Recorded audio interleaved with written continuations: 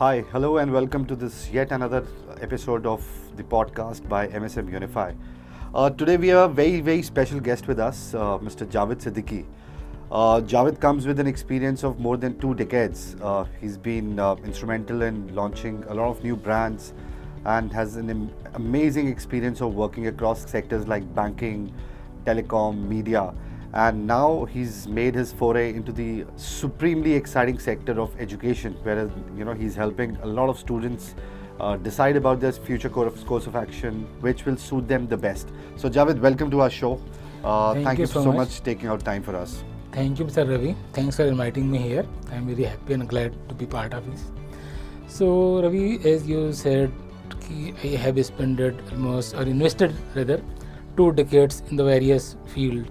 So I would like to introduce myself. Like, I have started my journey after my post-graduation in 2003 with the telecommunication sector. Then I moved to banking and the media sector. Okay. So in media specifically, I have started with the radio. So I have worked almost all the national brands for the radio and regional brands and some of the TV channels. After 20 years of my work experience, again I entered into some further studies. And I have decided to go for some more courses. So I have done a management development program from IIM Kozhikode. It was almost 1 year program. So during the 1 year, all the professors and the faculties was influencing us. Us means me and all the participants, to do something in the field of entrepreneurship. Okay. And like me, each and every middle-aged person who is in a corporate job always thinks to do something on. I have invested almost my 20 years in the media, but once it was thought to take about business and all those things, so there are either some services or product. So we have done lots of research and everything, and finally I found that I have to be in the services, because that was always my domain in terms of career. Again, in the services there are so many things. We have chosen to be in the field of education. Okay. Because so Javed sahab, ye edupreneur, I would not say entrepreneur or anything, since you've started something in the education domain, so we would like to call it edupreneur. So आपको inspiration क्या मिला? What exactly inspired you to get into the educational domain and become an edupreneur? Yes, Mr. Specific Ravi. to education. It's a very good question, Ravi. As you have used a right word, edupreneur. So because in the business, yes, of course, people are doing the business for the revenues, for the monies and for the well-being. But once we are choosing education as a business to be edupreneur, so here is a very noble cause. So at this point of time, I can do my business, I can explore my entrepreneurial journey, while at the same time I can add values in the people's life. So it is going to be a very satisfying thing for anybody. If because of me, my guidance, my consultation, if somebody can find the right path to move further, and he can grow in his lifespan. So yes, so that is why I have chosen this vertical education. Wonderful.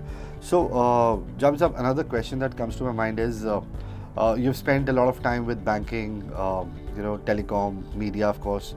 What do you find most exciting in the education domain? First of all, see, now education whole paradigm is shifting from traditional education to the technical oriented education and the very quality education. Earlier it was just to provide the education. You can be a qualified, or you can have degrees, and then you can do whatever you want to do. But now things are changing.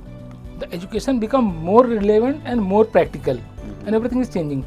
It's more technology oriented, it's more skill oriented, and where we can add values in the people's life, students or parents' life, give them the right path, how things are changing and how we can guide them. Because if a student is in school in class 11th or 12th, so they are having their own limited still awareness. Though nowadays generation is very advanced, they have lots of tools and can do research, but still they need a guidance. So we can provide them the proper guidance. So that is why I have chosen this industry. The next question, Javed sahab, that comes is that the educational landscape in India is changing, and it's changing drastically. What's your take कि अगले 1 साल में, अगले 5 साल में, अगले 10 साल में, अगले 2 decades में आप कैसे देख रहे हैं एजुकेशनल लैंडस्केप को चेंज होता हुआ इंडिया में? See, like as I am concerned, so I am a new entrant in this field. But yes, I am lucky and I proudly can say that yes, I am associated with the brand like MSM Unify. So MSM Unify is having own legacy. They have, done tremendous job in last 20 years. So now, by their support and guidance, I will try to implement and execute the things in my periphery, my market, my area. So UP as a market we have taken. So in UP, again, what we can do, how we can help them, education as an industry is growing like anything. If you will see the valuation of the industry, so in 2020, just 5 years back, value was $117 billion. Okay. Now in this year, after 5 years, it's almost double, $225 billion. So industry is growing, obviously. So of course I am here, so I want to be part of that, change, that growth, that success. But at the same time, the purpose is to add values, provide the guidance to the people, to show the right path in this changing environment, what best they can do at the right time. Because in the case of education, at the right time you need to get the right information. If you have 1 or 2 years wasted in the wrong field, so you may delay or you may make a loss. You make a loss doing something that you're not meant for. Yes. So at the right time you need to know. So someone need to be there to guide you. Certainly. So we are here to play that role.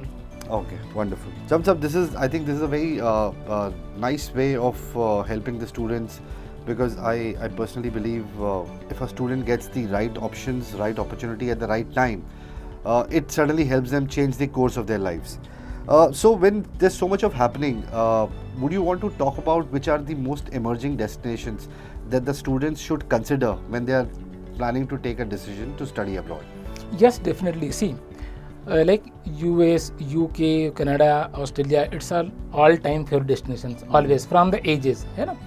Now in current scenarios, of course there are new destinations emerging, especially those are bit economical and relevant yet. Okay. Because if you'll see 50 years back or 30 years back, the overseas education was limited for the affluent class people.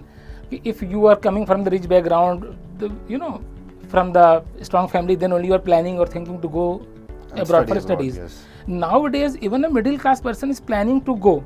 So what they want, they can get the education while it is economical and same time, yes, meaningful. Even in the Europe, there are the smaller countries, those are providing better opportunities, better options than the Dubai again or UAE. So Dubai is emerging as very, very hot destination. There are 2-3 specific reasons because of that.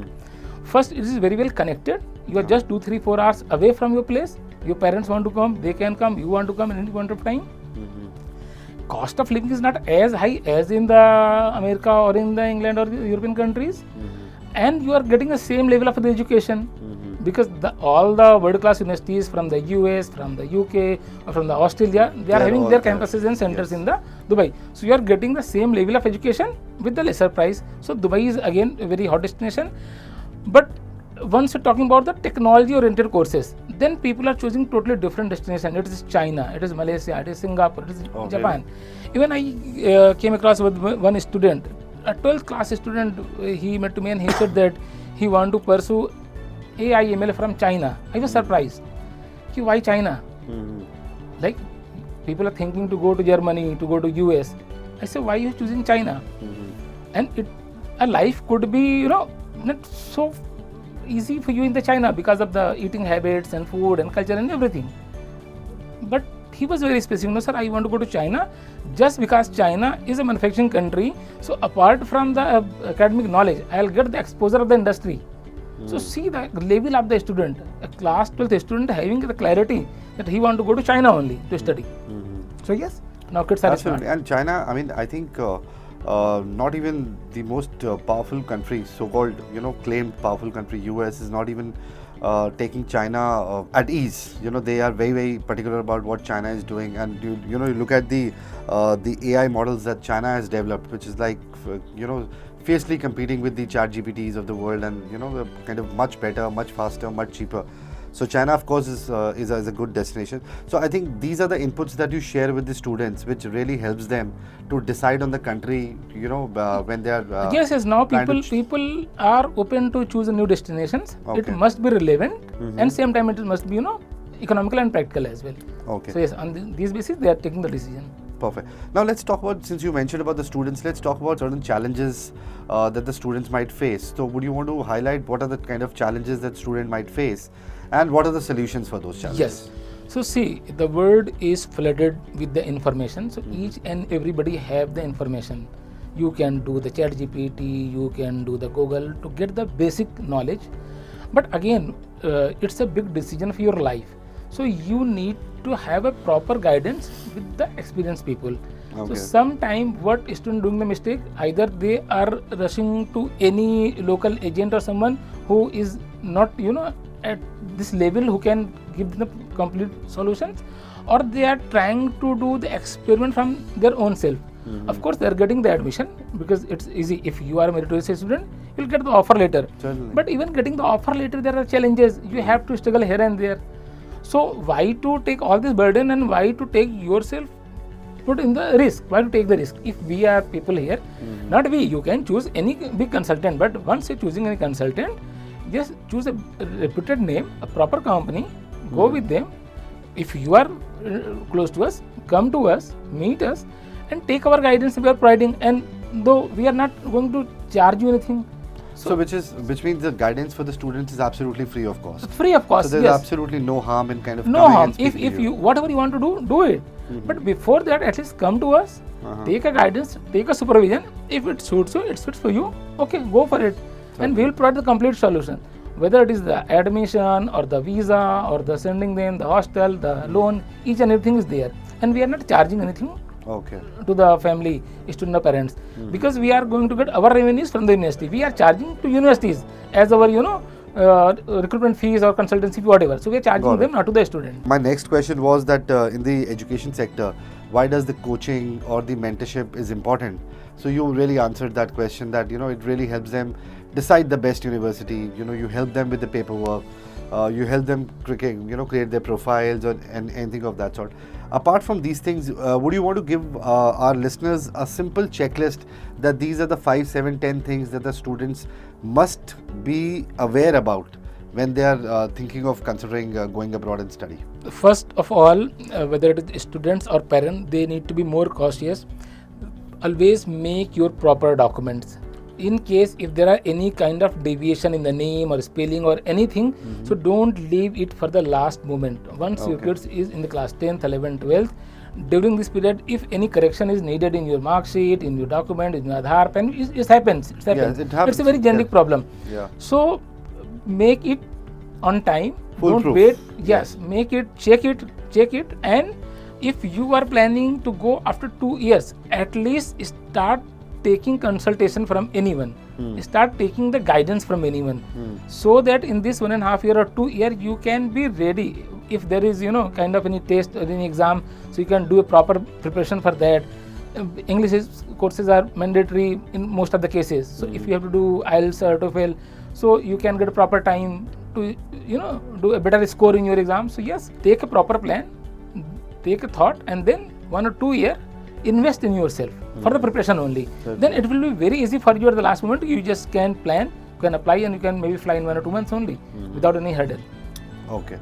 And so this is like you said, that one must start preparing and planning much in advance, that they should not leave anything for the last minute. And apart from that, planning in advance, which is like taking care of your basic paperwork and things like that. Apart from that, any other thing that the students must start working upon in case they are looking to go abroad and study? Yes. See, in Indian education system, we are much focused about the academics. So yes. academic scores are mandatory. Of course, that is the primary thing. You have to do good scores. But if you are doing about 70%, that is decent score. And you will get the admission wherever you want to get. But apart from that, you need to focus for some extracurricular activities, because once you are going to study in the foreign countries, so they are checking not only your marks as a person, as a personality, but the overall profile. So do extracurricular activities, and if you are in a particular field, so do some activities those are related to that field. If Okay. you want to pursue anything in the IT, so apart from your academics, apart from your regular courses, Yes. do some extra certification, do some extra okay. courses which will give you the So it's not only the advantage. extracurricular activities, it's also some certification, some additional courses also. These are the things also Yes, that definitely, definitely. For example, a person is doing BTech and want to pursue MTech from the foreign university. So, okay, you are having your own syllabus, do it, cover it in 4 years.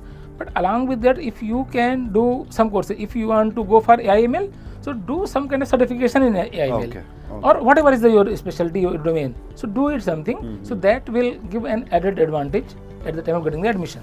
Great. Javed Saab, thank you so much. And before we kind of end this podcast, any suggestions or things to consider to the students or to the parents that you want to highlight on? Yes, definitely. See, like here we are talking about the overseas education. So nowadays in current scenario, overseas education is really affordable and it's a meaningful option. So if you are thinking for yourself or for your ward, whoever in your family, you can think about it, take a guidance, and it is a pure worth, proper worth, because once you are going to get the studies from the foreign countries, so further you are having good exposure throughout your career. Okay. So if you want to stay there, always you'll get a good opportunities there. Even if you want to come back, if you are in your family business, something like that, so that will add value. It still add value as well. Perfect. Right. Thank you so much, Javed Saab, for this short little podcast. I think the questions are really going to help the students take the right decisions, and I strongly urge everyone to kind of at least go and meet professionals like Javed, so that your queries can get answered, you can get the right direction, and it'll also help you track down what all things are required. You can start building a profile, you can start working on internships and all other associated activities which are going to help you make a better profile when it comes to taking admissions in the foreign universities. Thank you so much.